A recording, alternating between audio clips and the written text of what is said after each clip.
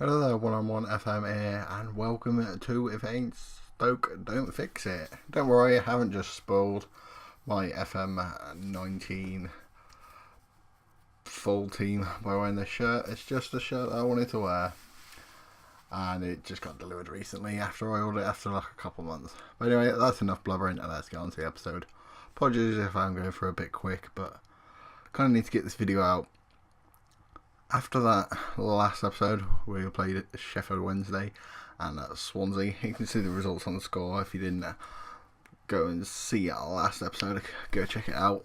We had a 2-1 win over Blackburn with Taze Chong getting both the goals, and Oliver Burke getting a consolation goal for Blackburn. 2 clean sheets in a row. First for youngster goalkeeper Joe Bursic, Croatian under-21 international, with Sam Klukas and Saido Berahino getting the goals in a 2-0 win over Premier League side Fulham. After that was a pretty poor side in Rotherham, and we battered them with 3 first half goals, 2 goals within 2 minutes, Darren Fletcher and Saido Berahino, and just 10 minutes later Taze Chong got the third. Didn't really do anything in the second half, but fairness, we didn't really need to, and that complacency from that second half went to the next couple games.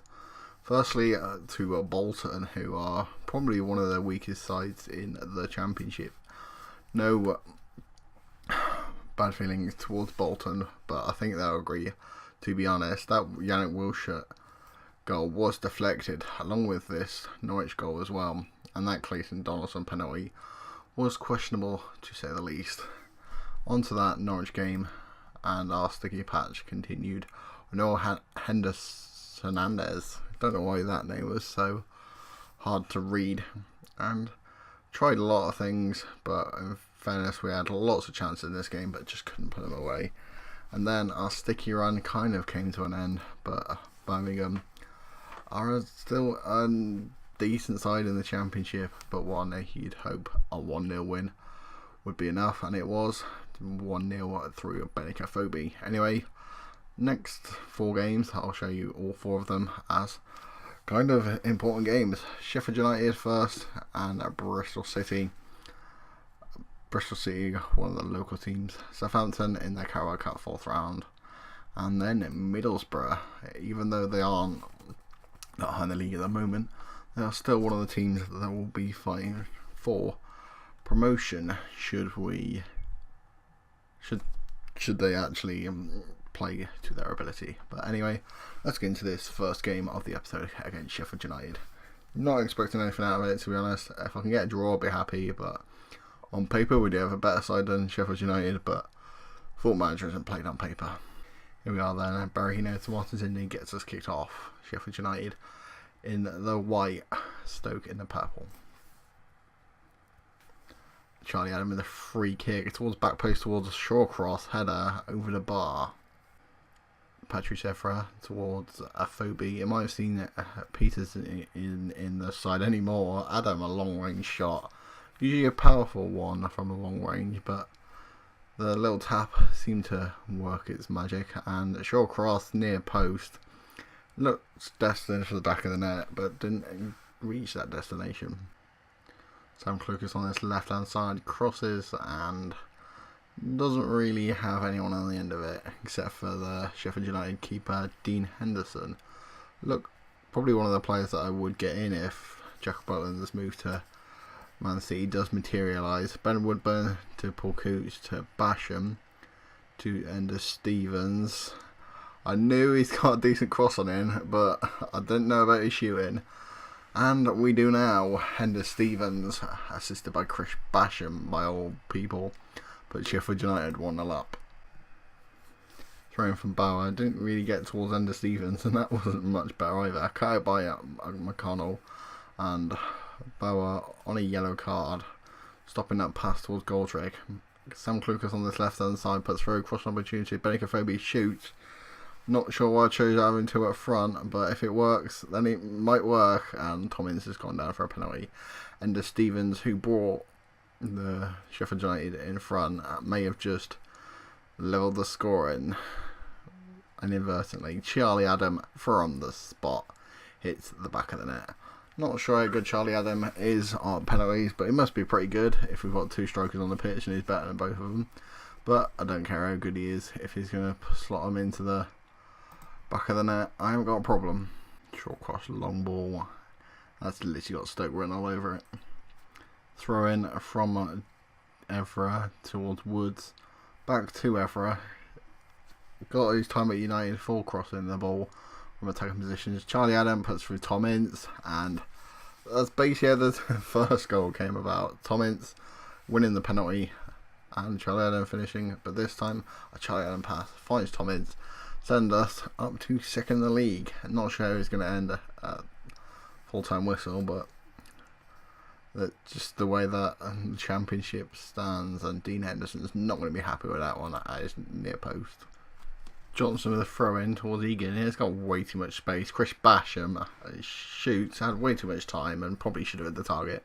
The last couple of seconds now, Stim with a free kick. Bauer cuts it out, the pass to Johnson. Valinder, the substitute, could test Johnson. I'm not sure why Ender Stevens has been taken off. He was on a yellow card, but has a pretty decent game. But I'm not Chris Wilder, who I think the Sheffield United manager still is. Don't know why he wouldn't be, seeing as they are fourth in the league at the moment, but it's all about us at the moment. A 2-1 away win, probably not deserved, but I'll take it any day of the week. Here we are then, a second game of the episode. This time we are away, I think again, to Bristol City. They are fourth in the league now after getting a 2-0 win against, I think it was Derby, but Derby aren't doing that good on this, and hopefully we can get a win. Here we are then, a cross in, not really got any pace on it. Phones Charlie Adam back to Berahino on this left hand side, not sure why he's on corners. A Phobie flicks it on, and Menpa in the Bristol City goal claims it. From our GG's on the ball to Watkins. Cross towards Jeju, doesn't really get there. Ince cuts it out towards Ince, going past players, shoots, and I'm pretty sure that was close to the corner flag. Ince again chooses to pass this time, probably the better option. Berahino running this time, crossing towards, I can't remember his name, Clucas towards Tom Ince. Cross opportunity towards Berahino, and there we are. 7th goal of the season. Has been a little bit off form there at the moment and not really scoring as much as we want him to, but a 7th goal of the season after not that many games, I will take that. Throw in towards Woods. Brownell cuts out. It seems like a very decent player. I was thinking about signing him over the summer, didn't in the end. Flick on towards Berahino, 8th goal of the season. Nice to see when we are playing two strikers. I'm not sure what went into my head when last game picking the team and two strikers was a good idea, but two strikers on the pitch, double the chance of scoring goals. Watkins on this right hand side towards Jeju, not really on his favoured side, but favoured side is crossing the on the end of crosses. Watkins, who is an accomplished crosser, towards Andy Vyman, and I was expecting that to hit the net. Cross into the box. Martin Indy, basically a free header. Couldn't hit the target though. Hunt with a throw in towards Andy Vyman, towards Hegler, and not sure about his chance of playing, but a chance of scoring for Hegler, even at a lower. Surprised that they even got that. And surprised it was him. Not sure who's whoever this is. Fletcher, I'm not sure what he was doing. I got his back to the player who eventually scored. Here is Fletcher on the ball again towards Bauer, playing it around. I know about possession formation, but just giving it away. Martin Indy cuts it out. Fletcher towards Berahino. Aphobie's put through on goal. Defenders retreated back in time, and a good save by Menpa. And I'm not exactly sure how that went out for a corner kick. thinking Bristol City players were panicking at the moment. Berahino's on corners again. Must be pretty good at them. And Alan and Martin Indy both just left it to one another. Back to Fletcher on the edge of the box, playing towards Boa. That's where we're unbalanced, not cautious. Another corner, Berahino to take again. Might be better having him in the box. Fletcher knocks it back in. Webster away, Berahino cross, not really the best. That's probably why he's on corners, because he's not that good in the box when it comes to a busy box. Verlinden, not really the pass we wanted.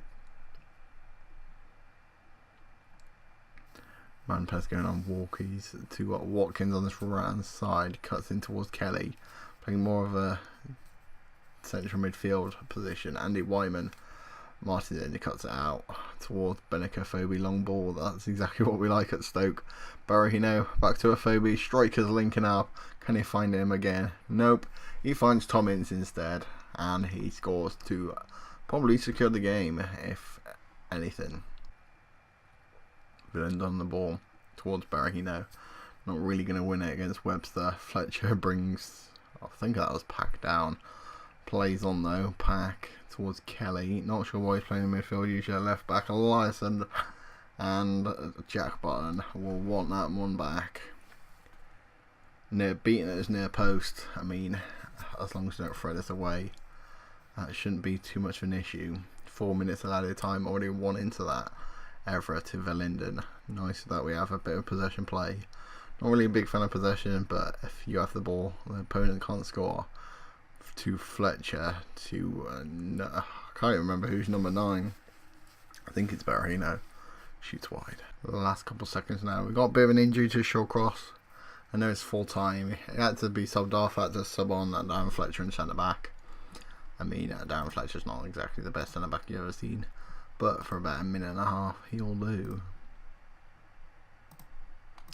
Impressive the defending, and impressive your efforts up front. Well done, lads. Great win.